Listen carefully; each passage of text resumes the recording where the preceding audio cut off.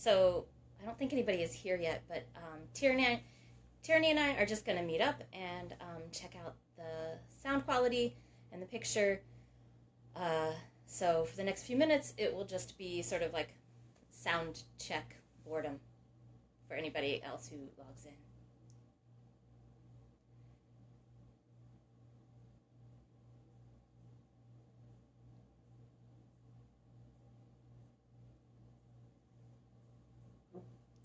I'll just sit here and smile. It's not awkward at all for anybody who might watch this video later. Unless they edit it. That could be a good idea.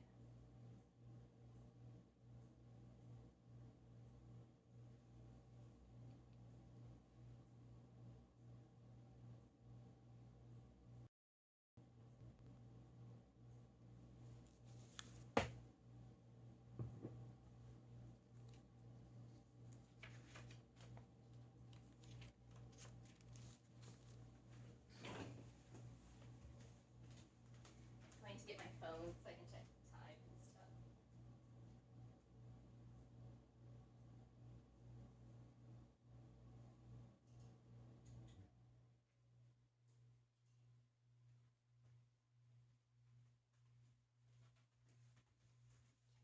Done what I'm supposed to. Oh!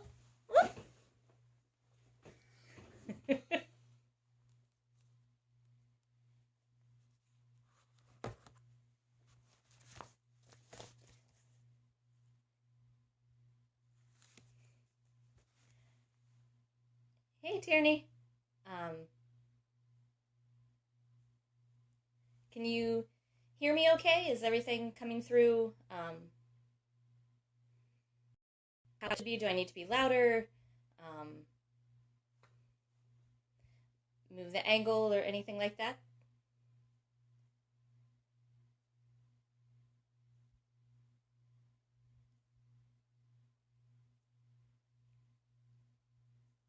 And I know there's a gap, I think, between. Okay, good. So it's coming across loud enough. Um, and does the visual everything?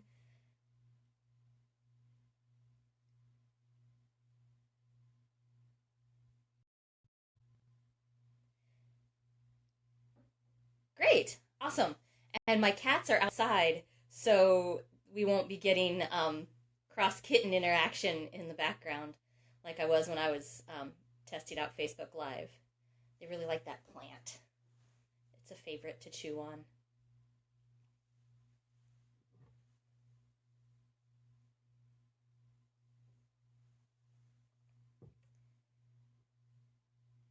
So Tierney, will you let me know when the time's almost up, or do I just need to keep an eye on that, or what's the flow of it?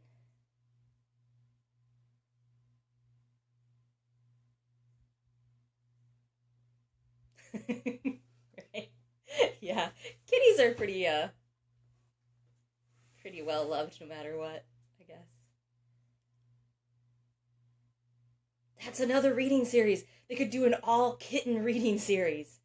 Well, I mean, like the kittens wouldn't read, but people would read and have kittens with them. But they wouldn't have to read kitten poems.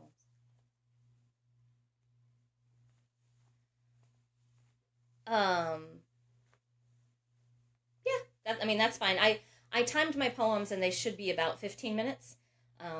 So I should be good. But if it seems like if I'm going too long, yeah, just let me know.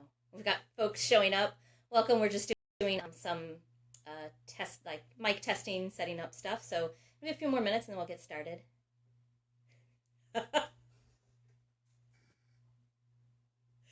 Yeah. I'm trying to think if you could have a kitten and a puppy reading series at the same, like there'd be a kitten and a puppy, and you see which poems get the most cheers based on if the kitten or the puppy's there. I don't know. That's probably making it too complex. I'm making it too complex. I know that.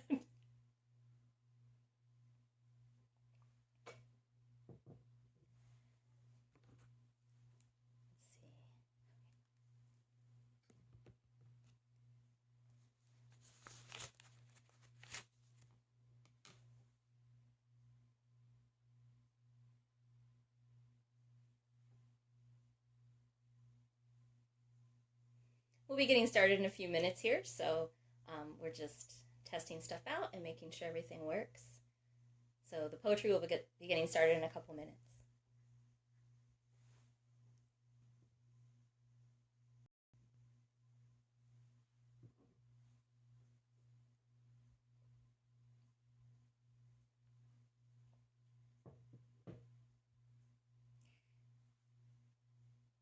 People keep logging off because they're like, nothing's going on yet. I guess it does get awkward just sitting there looking at me. It's a surprisingly intimate thing. Oh, okay. I might wait until I have 7 on my phone, if that's okay. Especially now, since I think we were up to 4 people and now we're back, I think, to just us. So I'll keep an eye on my phone, and at 7 I'll roll if that feels okay. It's a surprisingly intimate setting, because you would think with the technology it would feel a greater distance, but I can check and see who's logged in at any time, and I can see exactly who's thinking what and who's, clapping through the hearts and who's not, and that's surprisingly intimate.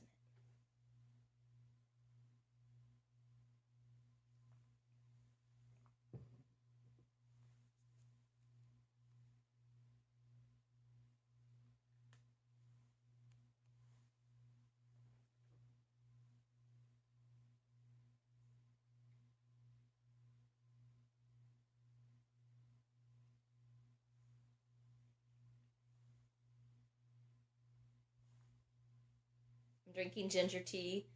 Had to readjust some of my ginger pieces. They were trying to escape. Oh, my head's so big. Rawr, big head. Not as big a head. Yeah. Yeah. I agree, Tierney. Yeah. Totally.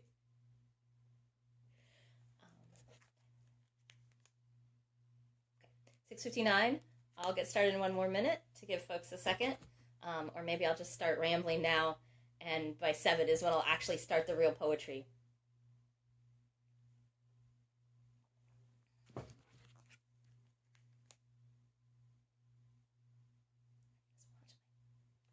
I have a flip phone. This is how I roll with technology on a regular basis, y'all. So when I found out that you can only do this particular interface only works with the mobile app, to be able to do live on Pages, I had to sort of scour our technology and find one that didn't keep getting interrupted, but that would work with it.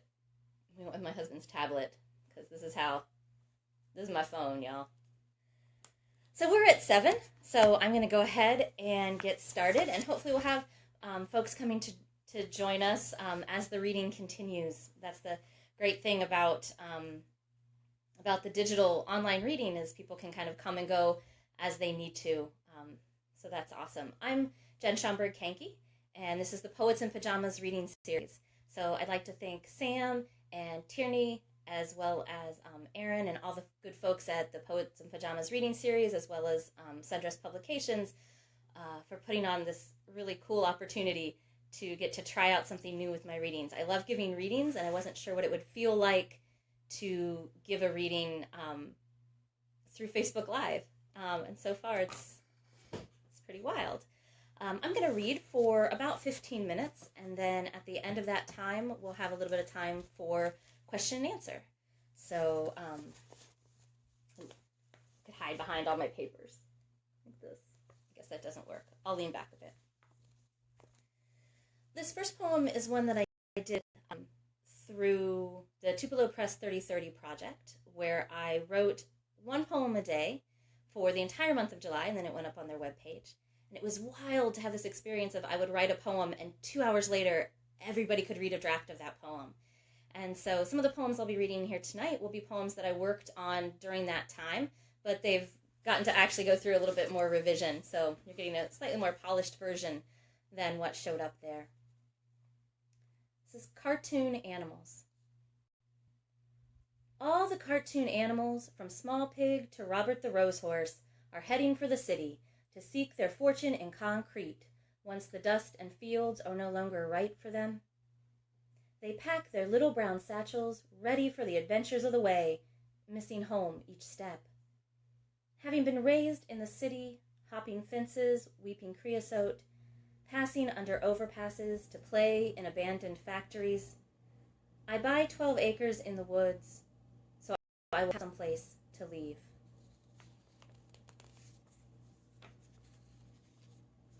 And my air conditioner just kicked in, so hopefully that doesn't interfere with y'all's ability to hear. If it does at any time, let me know, and I'll see what I can do about that, though I know comments are delayed slightly a bit. So this next poem is called At Lake Jackson Mounds, and the sound at the end is supposed to sound like a hawk, although I feel like when I read it, I really sound more like a crow. So use your imagination, work with me, pretend it sounds like a hawk. Also, in case I have any family watching, there are swear words. The whole poem is based around swear words, so I'm sorry. So, At Lake Jackson Mounds. The man says, fucking, and I am against him. Even though he waved as he and his woman walked by, even though I myself have said the word with reckless abandon, looking over the edge of a pool table when I was 4, even though it's not as bad as some other words I will refrain from saying at this time. But it's such a city word, a word for concrete and car horns, a word shouting to be heard because there's nothing else to say. Keep your waves and your city words to yourself, mister.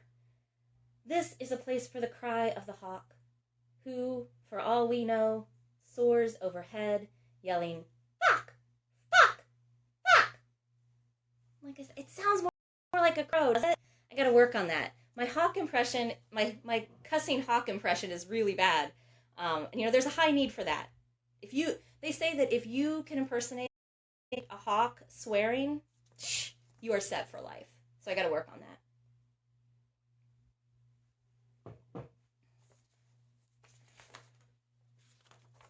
This next poem is called, I'm not 100% liking the title. I feel like I want something slightly more subtle, because it's not subtle. I asked what daily suicidal ideation is like. It's like plantar fasciitis. A lot of people you know have it, but don't mention it. And sure, it hurts like hell to get out of bed in the morning, and you'll jack your knee and hips trying to work around the pain. But with ibuprofen, night splints, compression socks, cortisol injections, daily stretching, a foot massager, plus orthotics in your shoes, and keeping the weight off it, you put one foot in front of the other just as easily as everybody else.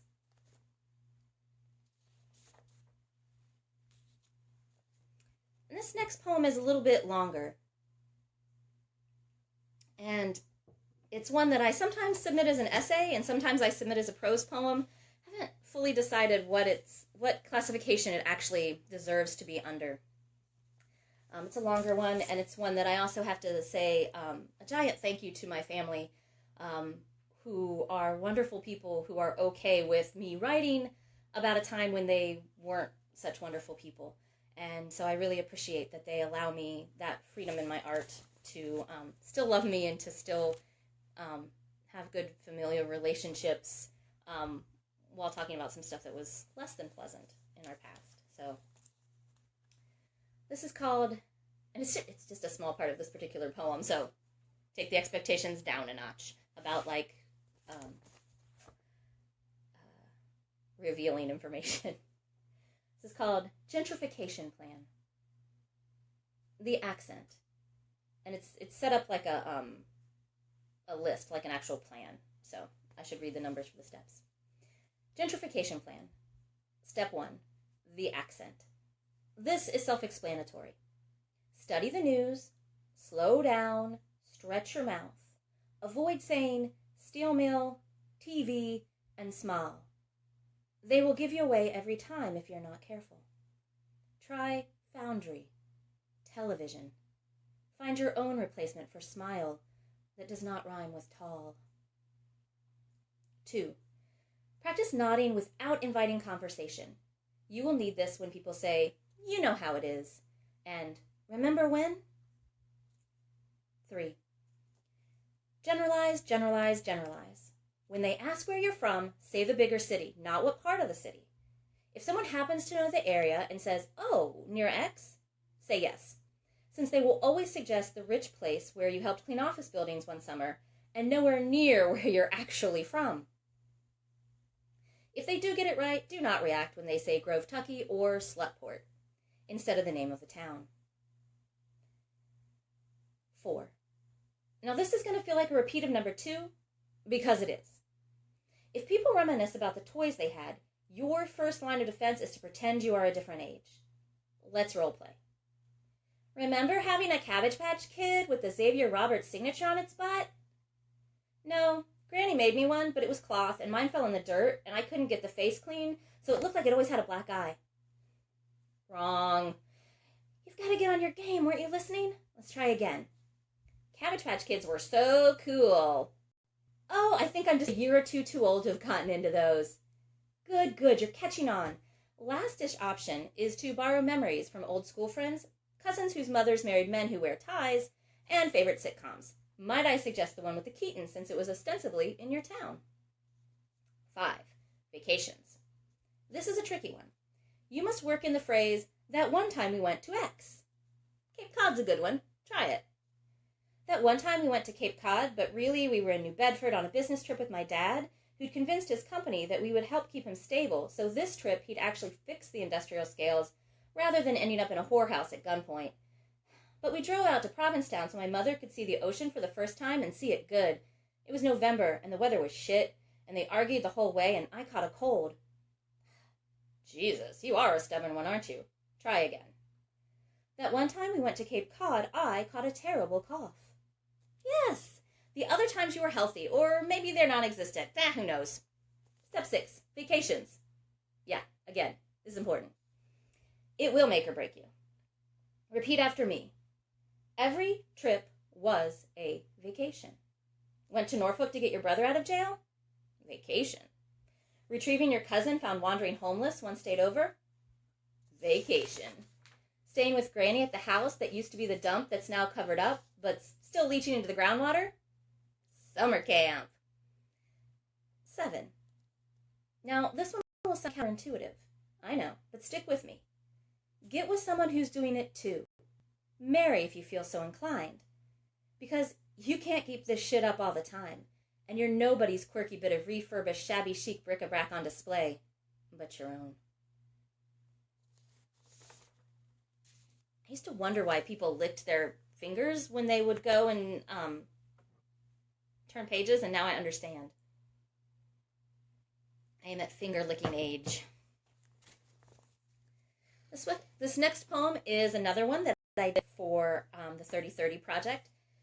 It's called Lullaby for My Inferiority Complex. We've all missed our naps, and the goldfish crackers of self-confidence have been eaten by the blind pug of our past. He's left a trail out to the pond, though he's not yet gone past the fence. He's a good jog if you let him be. Don't poke or rile him. Let him sleep. In the kitchen, though he drools on the tile. But wake him, he'll howl the sonata of your worthlessness. The time you said cotton instead of linsey woolsey. What devil quizzes 9-year-olds over homework in front of the whole class? The time you hit your best friend over the head with a metal pipe. And that's not the part that bothers you so much. You were always hitting someone back then. The note of the howl that rings that echo for you is when the famous poet told you the detail was too much, too violent. Such an imagination you have. The toddler of your inferiority complex is up, running around way past his bedtime. The rhythms of the house are packed in U-Haul boxes and stacked in all the wrong rooms. He weaves between them, making his own path. Instead of taking his bath, he screams, "Her left the lights on and melted the ice caps. What's her doing now? Her ate 3 pieces of pizza? Her's the reason we'll never have single payer. Her opened her mouth. Get her, stone her, kill her." Children can be so cruel, you know. What song can you give to lull him? Traumerei or Rockabye, Edie Brickell's Green? Pat him on the back singing 10 Little Indians as your mother did with you? No. Turn off the lights, shut him in his room, let him punch it out on the inflatable Chuck E. Cheese or hurl his minion at the wall. Let the sleeping pug snore, pull the covers up tight.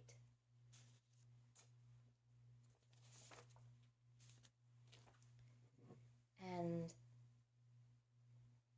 this next poem is actually out recently in an anthology that's called the anthology is called Come As You Are and is available from Anomalous Press. It's a whole anthology of really great 90s poems. So this is one of my 90s poems. It's called Prayer for the Boom Boom Down. It starts off with an epigraph by Naomi Oda. She says, "It's probably an illusion, but if it's an illusion, I want to have a good one.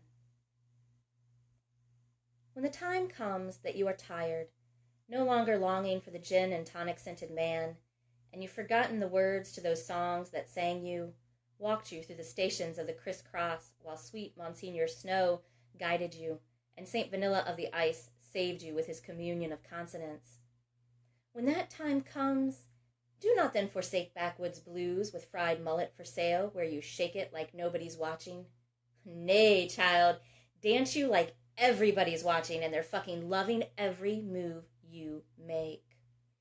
Give not into the temptation of the dark night of the 8 p.m. eternal, where all the mistakes of tomorrow and today drown the choirs of the KLF praising youthful delusions of the liminal.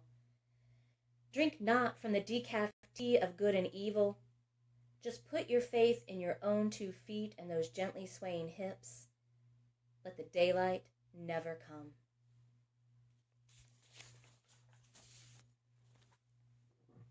I've got 2 more poems. And then we'll do a question and answer session, but don't feel like you have to have questions or anything. So I've got 2 more. This next one, I feel like I spend a lot of time playing online games. Probably more than I should, but not really, because I keep getting poems out of them. So this is a poem. I also play a lot of games with my mother.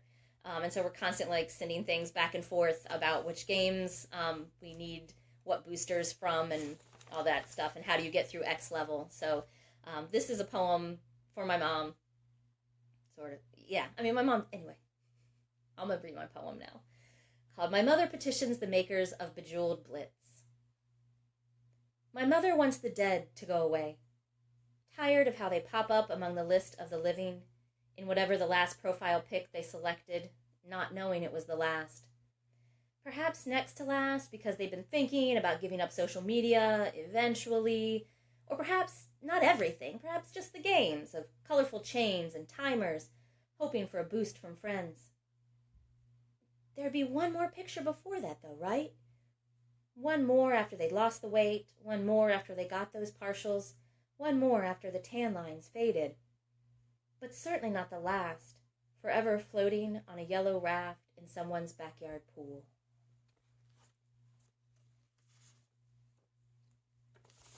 Finger-licking age, I'm sorry. So the final poem was actually the last poem that I wrote for the 3030 project, and it seems like a nice thing to end a reading on. And by nice thing, I guess I mean because it has the word last, as opposed to that it's happy, because it's not happy. It's not happy. I'm sorry. Maybe I'll tell some jokes or something during the question and answer session to smooth that out. This is called Lasting. We put so much pressure on the last. That cookie alone in the cellophane pack, sitting among the crumbs of its fellows. Each day we walk by it and tell ourselves, it's the last. They weren't all eaten in one day. Like the last polar bear on the last ice floe, it stands remnant to remind us the rate of destruction doesn't matter, so long as the last is still here to be the last. We have been prudent and mindful, have not gobbled up the world into our gullets while binge-watching Dirk Gently, have not cracked it open and licked the cream's center before crunching all the rest on our adolescent molars. Endings do not make poetry of the world. the world makes poetry of endings. And my husband's response to that poem the first time was, wait, we've got a cookie left? We did not. I was a cookie change denier. We did not have any cookies left. We had actually eaten them all. So we were, yeah, that was his reaction. Thank you all for stopping by and listening. And if you missed parts of it, it will be up on the Poets in Pajamas reading series page after the reading, so that folks can check in and see any of the poems that they missed. So, does anyone have any questions that they'd like to throw out there? Part of this is supposed to be an interactive portion, but I'm open to whatever. And I know there'll be a lag, so people may be typing right now as I continue to ramble on, but there's a slight lag, I know, between when people type and submit and when when things actually pop up in the comments.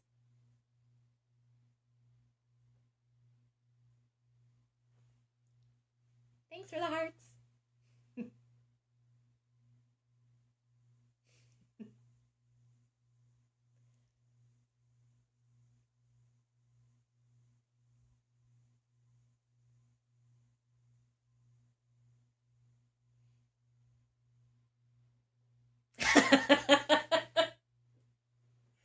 What cookie crisis? There is no cookie crisis. Oh,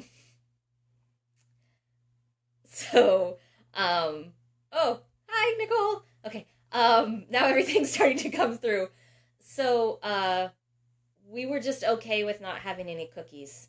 But I mean, we did eventually buy more cookies. And then Halo Top was on sale for 50% off. So if we could find an environmental Halo Top 50% off somewhere, everything could be fine. So lately, Jamie's asked that I like to write about pop culture and asking what am I writing about lately. And lately what I've been working on, there was a silent film star who, when talkies started, it didn't work so well for her. And so Marjorie Wilson started this whole school instead, and she did all these diction camps for people to break into the talkies. But it also kind of folded into this thing that was, it's almost like The Secret, but with 1920s through the 40s social graces. So it's a wild thing that she did, and I have the book called The Woman That You Want to Be. And so I've been working on a series of poems based on my reading of her book, because she says some wonderful things, like about having good posture and relaxing and being about your breath and positive attitude stuff. And then she'll say, men are like children and you must treat them as such. So it's a hilarious mixture. So I've been working on poems from that. The books I've been recommending lately, Tierney asked about what books I've been recommending. There was a weird noise in the other room. What books I've been recommending lately, and I really got into some of Charles Simick's early work lately. Has been wonderful. Poeming in the Rain. I don't know. Tim. I could think about calling it Poeming in the Rain. I feel like there was a question that I also missed from Josephine. I'm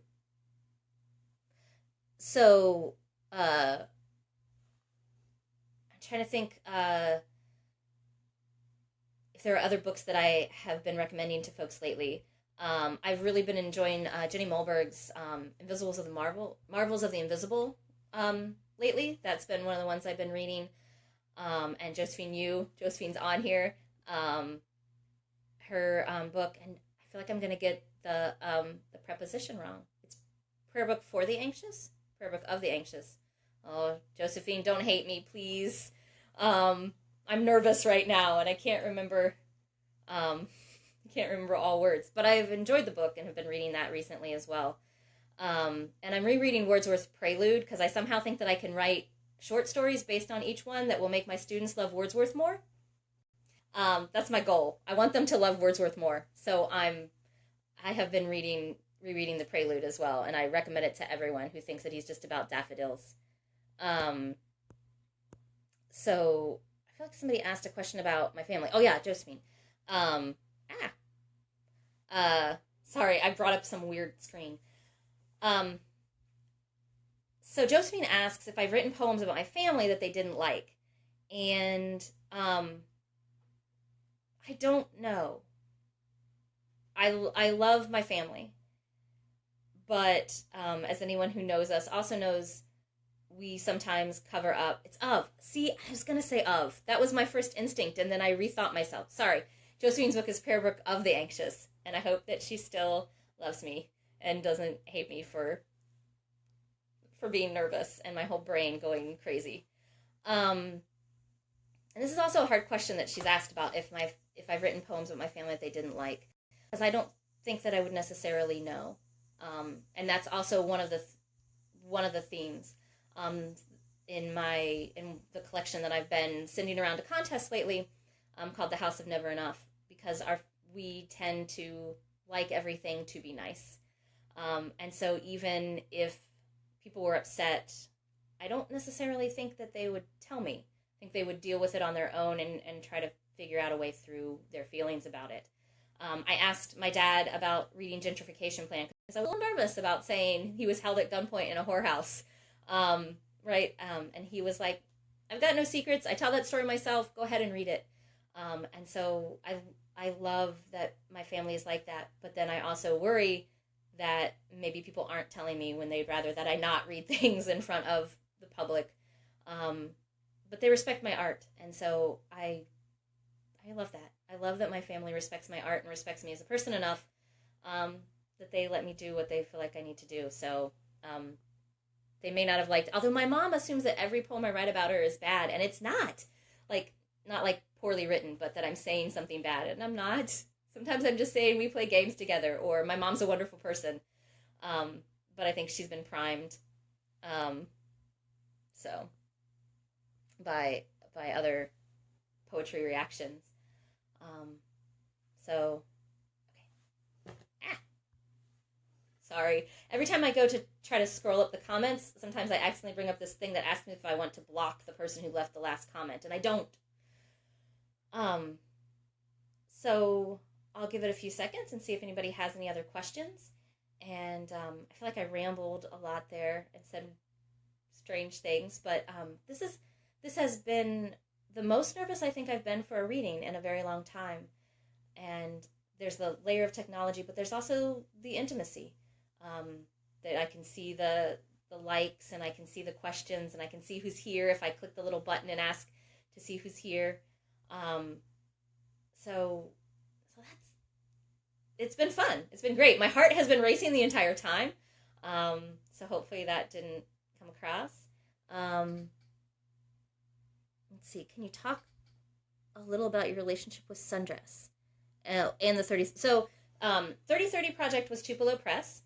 And that was every day during the month of July, I wrote a poem, and there were 9 of us that were doing it at the same time, and they would post our poems every day. So we'd send them in when we were done with them, and then they'd get put up. Sometimes, I think the quickest was an hour after I had sent it in, it got loaded up. And so it's to show people the process of what poems look like before they're poems. Right? Like, to show people that the process of a poem being made, it doesn't come out perfect and wonderful, but then to also get people excited about poetry. So that was the 3030 project through Tupelo. And then with Sundress, where are all my connections? I did one of the residencies out at Firefly Farms last year while I was working on my novel. My novel is still not done. I have not done anything on it since I haven't done a lot on it since I got back from the residency. I finished what I considered to be a draft of it, and then it was like without Jane the donkey looking over my shoulder, I could do nothing. So that is something I did with Sundress. I also was one of the runners-up when they did, a couple summers ago, they did writing prompts, like writing prompt contests throughout the summer. And one of my fiction pieces was a runner-up in that, so that was exciting. And then I also was one of the sort of first-level readers for Best of the Net during last year for fiction, I think. So Sundress it's a really, really great press. And so I encourage Jamie, if you're interested, if you want to know more about them, there's lots of folks I can put you in touch with. It's a really great bunch of folks, and I'm glad that they do things like this, which allow people who don't have access to come to poetry readings all the time to still be able to get poetry. I recommend it for my students all the time because a lot of them, poetry readings will conflict with when they have classes or when they're working, and they can always tune in for Poets in Pajamas because it's still online. Am I going to wear these to bed? Am I going to wear these pajamas to bed, and am I going to write a poem about it? Maybe. I could. Nicole wants to know if I'm going to write a poem about it, and if I'm going to wear the pajamas to bed. I get asked to see them, but I will be honest, I don't have the pajama bottoms on, because when I realized that you couldn't see past, then I put on different pants. But I'll still stand up so you can see if Holly's still here. So, pajamas! So I wanted to look sort of like 1950s-ish, and I've got my sort of 50s, 60s mug thing. And I put up a sand art thing that my dad did in the 60s. So, cool. What time are we at? Okay. So, hi, Paula. My sister-in-law said that she and my brother are watching, so hi, guys. And for folks who came in after the Q&A had already started and you missed the poem part, the poems are, thank you, Holly. The poems are, or the video will be up afterwards. I think the best advice that I had ever been, so Tierney wants to know the most valuable piece of advice that I've ever gotten that I wanted to pass on. I think the most valuable advice I got was from Marge Piercy. I did her intensive work. She does a workshop every year where she selects 12 people to come and study with her for a week. And we each had these little one-on-one conferences with her. And she basically said I needed to stop hiding behind my art and just tell the truth. She said, she was like, stop hiding. Just tell the truth. Just do it. And I was like, I can't. That's really hard. No, thank you. And so then I started writing really surreal things, which was yet another layer of hiding. But really, she's right. And then I had Catherine Taylor once told me, lean towards your discomfort. But I think I would often face plant into my discomfort when I would write. And so the idea of leaning into your discomfort and being as honest as you can within your own level of safety, I think is one of the best advice that I've ever received as a writer, and that I think that I can ever give anyone as a writer, is to be honest. And sometimes it takes you a couple layers to get down to what actually is honest, and what's not just you hoping is honest.